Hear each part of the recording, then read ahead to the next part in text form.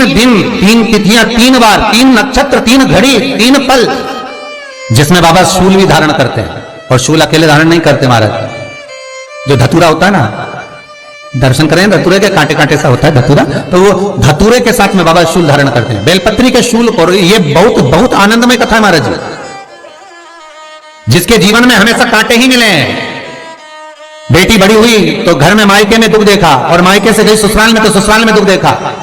ससुराल में भी दुख देखने के बाद में भी पति को बहुत कुछ काम खुलवाया, बहुत धंधे खुलवाए, नौकरी लगवाई, और वो पति बार बार छोड़ कर आ गया, बार बार तकलीफ भोग रहा है, बार बार कष्ट भोग रहा है।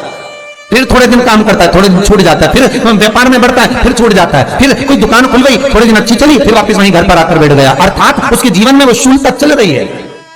तो बाबा देवाधिदेव महादेव कहते हैं, ये 3 घड़ी 3 पल 3 नक्षत्र 3 समय 3 दिन में जो शूल मुझे समर्पित करता है, उसके जीवन से मैं शूल हटा देता हूं। वो 3 दिन लिखे स्कंद पुराण में।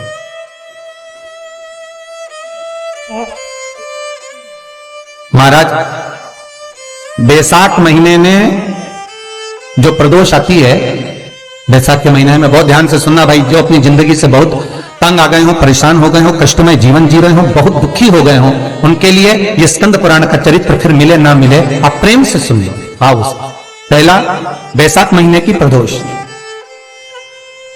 चाहे वो शनिचरी प्रदोष हो, चाहे रविवार की हो, सोमवार की हो, मंगल की हो, बुधवार की हो, गुरुवार की हो, शुक्रवार की हो, शनिवार की हो, कोई भी वार की हो, पर बैसाख महीने की प्रदोष, प्रदोष काल में शाम का समय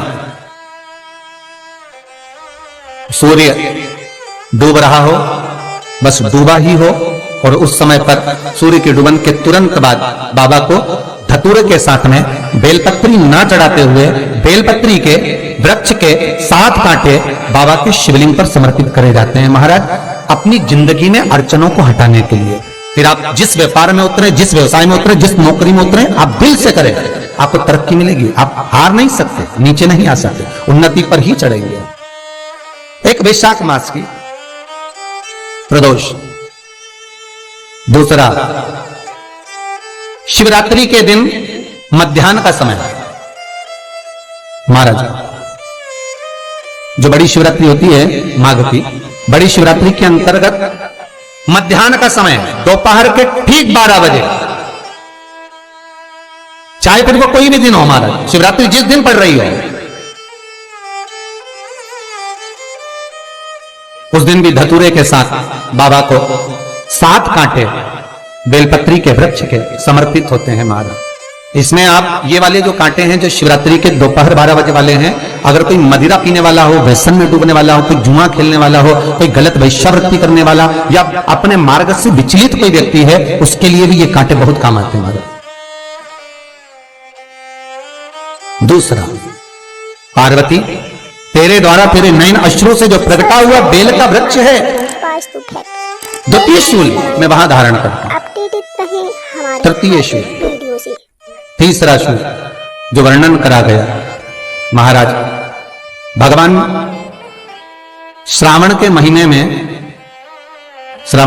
में जो भी दूसरा सोमवार पड़े, जो भी पड़े, श्रावण के महीने का जो दूसरा सोमवार होता है, उस दूसरे सोमवार में रात्रि के समय पर, अर्थात शास्त्र अब घड़ी और पल का स्मरण करेंगे तो रात्रि के बजेंगे 10 से 12 बजे महाराज, 10 से 12 के बीच में धतूरे के साथ बाबा को शूल समर्पित होता है महाराज। ये भी हमारी बाधाओं को, हमारी तकलीफों को, व्यापार व्यवसाय के लिए, नौकरी सर्विस के लिए, बहुत सारे एग्जाम में आप बैठ लिए, गवर्नमेंट एग्जाम के लिए बैठ लिए, नहीं हो रहा, ये 3 बार मेरे शंकर को बेलपत्री के वृक्ष के शूल समर्पित होते हैं, उसका आनंद पाना और उससे अपने को सुख प्राप्त करना।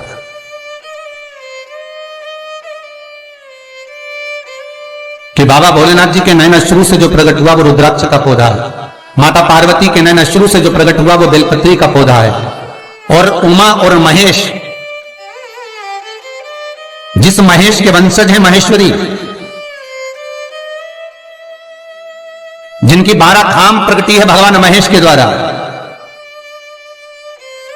सब्सक्राइब करें हमारा channel Vastu facts, bell icon दबाएं ताकि आप अपडेटेड रहें हमारे हर। वो महेश उमा और महेश का जो चरित्र है कि उमा और महेश का जब प्रागट्य हुआ, उमा और महेश जब दोनों आनंद में विभोर होकर जब चलते हैं और दोनों के बैठने से तप मुद्रा से जो पौधा उत्पन्न होता है वो शमी का पौधा। Channel Vastu facts bell icon दबाएं ताकि आप अपडेटेड रहें हमारे हर एक वीडियो से। शमी का पौधा। तो एक बात ध्यान रखिए, शिव जी के द्वारा जो निर्मित हुआ उसमें कोई शूल नहीं है, उसमें कोई कांटे नहीं है। पार्वती के द्वारा जो निर्मित हुआ बेलपत्री का पौधा, उसमें कांटे हैं। और पार्वती के मिलन से भी जो उत्पन्न हुआ है शंकर के साथ में, उसमें भी कांटे हैं। शमी के पौधे में भी कांटे, शमी के वृक्ष में भी कांटे। सब्सक्राइब करें हमारा channel Vastu facts, bell icon दबाएं ताकि आप तो पार्वती जी स्कंद पुराण में एक प्रश्न कर रही हैं भोलेनाथ जी से कि प्रभु मुझे ये बताओ कि आपके द्वारा जो निर्मित हुआ उसमें शूलता नहीं है, पर मेरे द्वारा जो निर्मित हुआ उसमें शूल क्यों आया है, उसमें कांटा क्यों आया है? थोड़ा सा माताओं, मेरी जीजियों, आपको थोड़ा बुरा तो लगेगा इस प्रसंग को सुनकर, पर लग जाए, पर आज कथा निकली है तो सुन लो अपडेटेड रहें हमारे हर एक वीडियो से कि शिवजी जिस रुद्राक्ष को उत्पन्न कर रहे हैं उसमें शूलता नहीं है, पर पार्वती जी जो संग में मिली हैं उसमें भी शूलता है, और पार्वती के द्वारा जो प्रकट हुआ बेलपत्र उसमें भी शूलता है। तो भगवान महादेव बोलते हैं पार्वती मैं तुझे कुछ कहूं और कहने पर तुझे तेरे हृदय में कोई बात चुभे, शूल लगे तो मुझे ठीक नहीं लगेगा। नहीं नहीं नहीं, आप कहिए प्रभु, मैं सुनने के लिए तैयार हूं, आपको बोलो कि कारण क्या है। भगवान कहते हैं पार्वती बस अंतर इतना है, नारी का जो स्वभाव होता है, स्त्री का जो स्वभाव होता है, उसके हृदय में छोटी छोटी बात के शूल बहुत होते हैं। जेठानी ने ये कह दिया, देवरानी ने ये कह दिया, तुम्हारी मम्मी ये बोल दी, तुम्हारे पापा ने ये कह दिया, तुम्हारी बहनों ने ये कह दिया, तुम्हारे भाई ने ये कह दिया, तुम्हारे रिश्तेदार ने ये बोल दिया। ये नारी के भीतर ये शूलता रहती है। तो पार्वती जी बोली कि जितना तप आपने करा उतना तप मैंने करा, और जितनी साधना आपने करी उतनी साधना मैंने करी, और जितना आराधना दिल से आपने करी उतनी आराधना दिल से मैंने करी, फिर इसमें शूलता कहां से आ गई? भगवान शिव बोले बस पार्वती बात इतनी सी है कि जब मैं आराधना करने बैठता हूं तो मेरी दृष्टि में सम्मुख में कुछ नहीं होता। हमारे हर एक वीडियो से जब मैं आराधना करने बैठता हूं तो मेरी दृष्टि में मेरे सम्मुख में कुछ नहीं होता कि कौन ने क्या करा है, कौन ने क्या बोला है, कौन क्या कर रहा है, उससे मुझे मतलब नहीं होता, उससे मुझे कोई मतलब नहीं। पर पार्वती जब तू आराधना करने भी बैठती है ना तो तेरी चित्त वृत्ति में कहीं ना कहीं किसी ना किसी रूप में कोई शूल आ ही जाता है।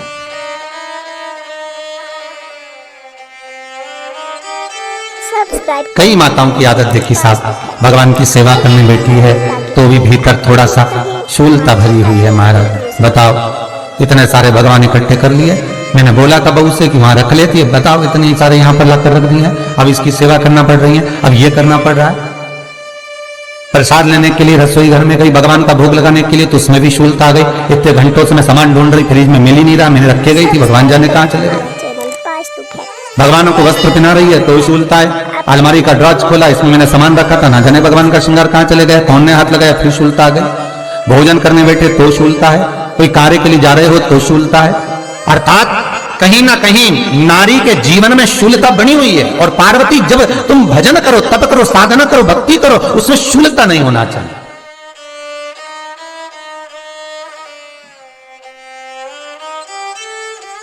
पार्वती जी ने कहा भोलेनाथ तो क्या आप मुझे स्वीकार नहीं करेंगे बेलपत्री के रूप में? सब्सक्राइब क्या मुझे स्वीकार नहीं करेंगे शमी पत्र के रूप में? बेल आइकन दबाएं पद्म पुराण, स्कंद पुराण, लिंग पुराण, नर्मदा पुराण और शिव महापुराण, ये सारी पुराणे वर्णन करती है। पार्वती जी का खंड आनंद वर्षित कर रहा है, वर्णन कर रहा है। पार्वती खंड वर्णन कर रहा है, सती खंड वर्णन कर रहा है, उमा संहिता वर्णन कर रही है।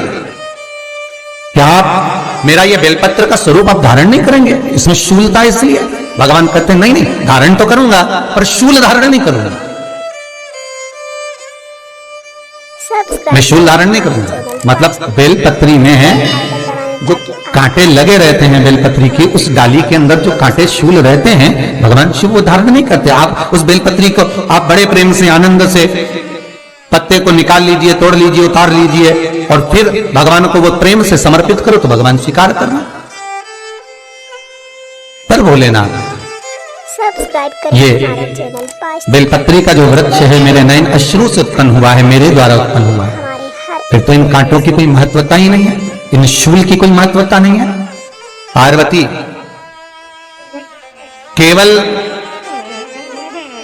3 दिन ऐसे रहेंगे, 3 बार ऐसे रहेंगे, 3 तिथियां ऐसी रहेंगी, 3 समय ऐसा रहेगा जिस समय पर तेरे द्वारा निर्मित शूल को भी शिव धारण करेगा और जगत का कल्याण करेगा। सब्सक्राइब करें हमारे श्री चैनल वास्तु फैक्ट्स, शिवाय आइकन दबाएं ताकि आप नमस्तुभ्यं। अपडेट रहें हमारे हर श्री एक वीडियो से। शिवाय नमस्तुभ्यं। श्री शिवाय नमस्तुभ्यं।